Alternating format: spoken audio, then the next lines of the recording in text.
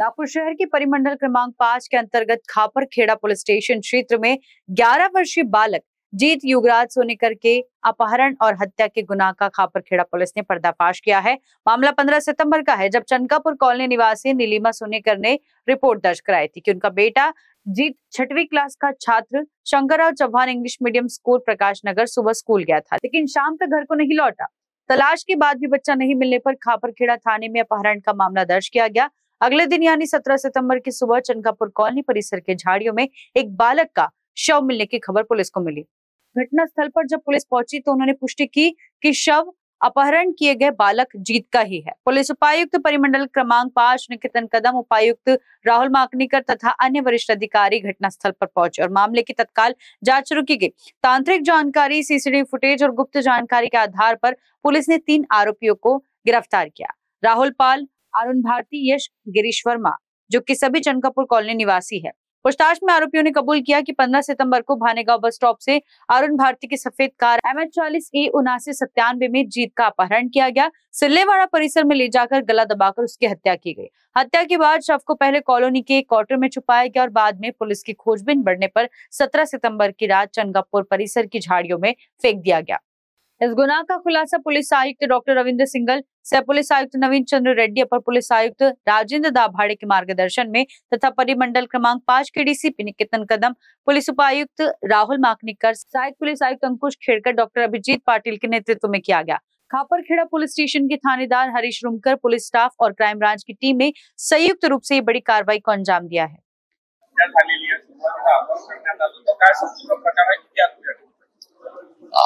Joan परिमंडल क्रमांक 5 मधील खापरखेड़ा पोलीस स्टेशन येथे 15 तारखेला सायंकाळी 5:30 वाजेनंतर एक 11 वर्षाचा मुलगा मिसिंग झाला होता।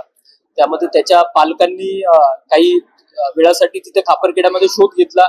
मिळून न आल्यानंतर त्यांनी पोलीस स्टेशन मध्ये येऊन रितसर तक्रार दिली होती।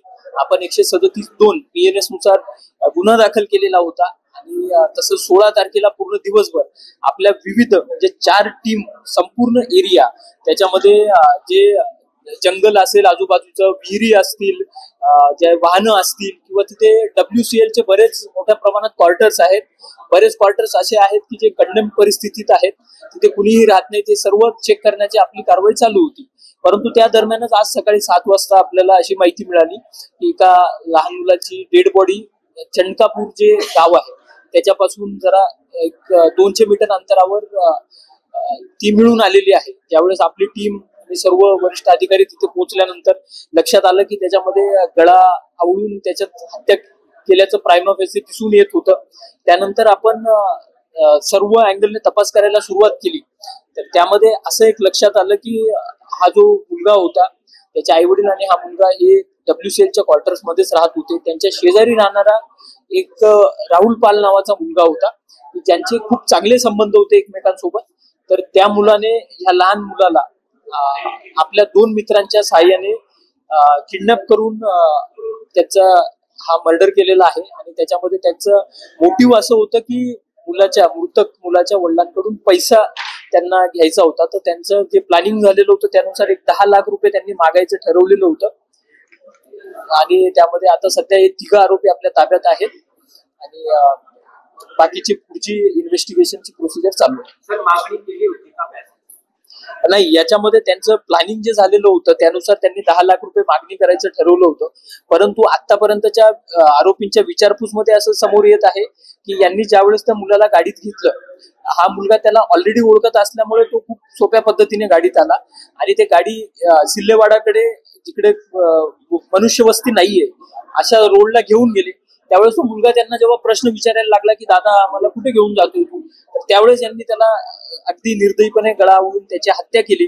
मग त्याच्यानंतर त्यांनी आधी तर ही बॉडी डिस्पोज कशी करायची याच्यावरच मागच्या ते जवळपास 2 दिवसापासून विचार करत होते किंवा ते त्या पद्धतीने प्लॅनिंग करत होते। त्यामुळे आतापर्यंत त्यांनी कुठल्याही प्रकारची फिरवतीची रक्कम त्याच्या मृतकाच्या आई वडिलांकडे मागणी केलेली नव्हती।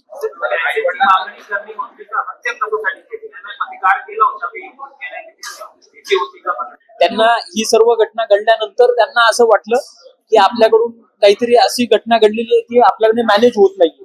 त्यामुळे मग ते विचार करू शकले नाही की आता पैसे त्यांच्याकडून कसे मागायचे, ते बॉडी डिस्पोज करण्यामध्येच व्यस्त होते।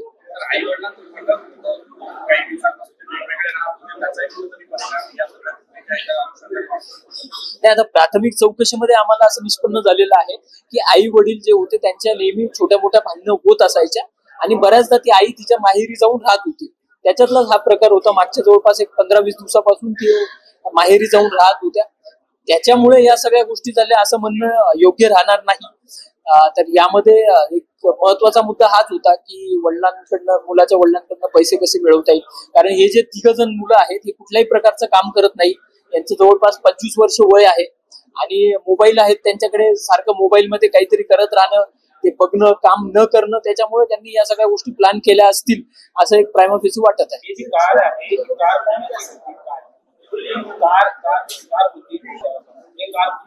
कार जी आहे ते अरुण भारती नावाचा एक आरोपी आहे. ही कार त्याची स्वतःची कार आहे आणि ती कार त्यांनी याच्यामध्ये वापरलेली आहे. सेन्सिटिव्ह होता मुलगा, 11 वर्षाचा होता आणि त्यांचे शेजारीच एक राहणारा एक मुलगा होता 25 वर्षाचा आणि तो त्याचे जवळचे संबंध होते. घरामध्ये त्यांना एक त्याचे वडील त्यांनी एक माहिती दिली होती की आमच्याकडे काही पैसे येणार आहे. तर त्या आधारावर त्यांनी जो आहे किडनॅप केला आपले इतर 2 मित्रांसोबत मिळून आणि तो किडनॅप केल्यानंतर त्याच्या मर्डर करण्यात आलेले आहे आणि याच्यात आता आमची फर्दर इन्व्हेस्टिगेशन चालू आहे. हाही एकदमच त्याच्याबद्दल कुठली माहिती नव्हती, परंतु आमची पोलीस खापरखेडा, आमचे DCP आणि इतरांनी भरपूर मेहनत घेऊन हे जवळपास 24 तासामध्ये हा डिटेक्ट केलेला आहे. आरोपी अटक आहे त्याच्यात आणि जे बोरी होती त्याच्यात त्याला टाकला होता, ज्या कारचा वापर करण्यात होता, हे सगळे आता समोर येत आहे आणि त्याची आमची पुढची कारवाई याच्यात चालू आहे. कारण इसके लिए विशाल बम्बड़वार की रिपोर्ट। अब प्लॉट्स की खरीदी पर पाइए 4 days 3 night की free Goa trip fortune infra के साथ, वो भी 80% बैंक फाइनेंस के साथ। प्राइम लोकेशन प्लॉट्स जो आपके भविष्य और परिवार को सफल और समृद्ध बनाएगा। प्लॉट्स जो बेसा चौक से है महज 10 मिनट की दूरी पर, आकर्षक एमिनिटीज के साथ, जिसमें है green gym, smart cement road, paver blocks, footpath, garden, community sitting area, electricity के साथ ड्रेनेज और सीवरेज लाइन की सुविधा भी। तो आज ही अपना गोवा ट्रिप जाने का प्लान करें हमारे यानी फॉर्च्यून इंफ्रा के साथ। तो अभी कॉल करके अपना प्लॉट बुक कीजिए और 9503571928 पर। ऑफर सीमित समय के लिए।